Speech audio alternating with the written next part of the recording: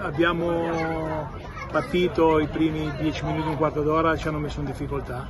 poi dopo il gol del pareggio siamo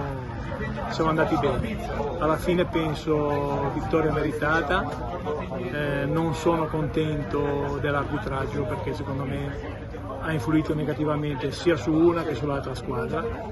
e possiamo dire grazie a Battaglia che ha fatto un grande gesto, perché sennò probabilmente oggi sarebbe finita in maniera diversa, con polemiche e con tante cose che magari non andavano bene. È finita bene così, 3-1, siamo contenti,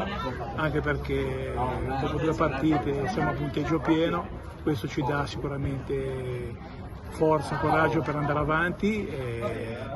bene così, direi bene così. Un complimento a tutti i ragazzi